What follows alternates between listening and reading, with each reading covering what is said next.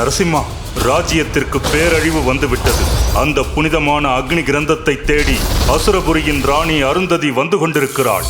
இந்திரபுரியின் மிகப்பெரிய எதிரி அசுரபுரி ராணி அருந்ததி அக்னி கிரந்த புத்தகத்தை கைப்பற்ற அவள் வந்துவிட்டாள். அவளது மாய சக்திகளுக்கு முன்னால் ஆச்சாரிய தாமாவால் ஈடு கொடுக்க முடியவில்லை. அதனால்தான் அவர் அடிபட்டு பூமியை நோக்கி வந்து இந்திரபுரியில் விழுந்து விட்டார். அப்படியானால் அருந்ததி அக்னி கிரந்தத்தை கைப்பற்றி விட்டாளா?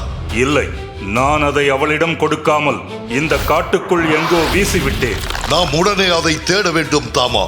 யாரிடமாவது கிடைத்தால் அது விபரீதமாகிவிடும். அதில் எவ்வளவு சக்திகள் உண்டு என்பது உனக்கு தெரியும். தவறான ஆட்களிடம் கிடைத்தால் இந்த உலகத்துக்கே ஆபத்து நேரிடும். கவலைப்படாதே நரசிம்மா, அந்த புனிதமான புத்தகத்தை ஒரு சாதாரண மனிதனால் பார்க்கக்கூட முடியாது, தொடவும் முடியாது. ஒருவேளை யாராவது அதை திறக்க முயன்றால் அந்த நொடியே எனக்கு தெரிந்துவிடும். முழு வீடியோவை பாக்கெட் FM தமிழ் யூடியூப் சேனலில் கண்டு மகிழுங்கள்.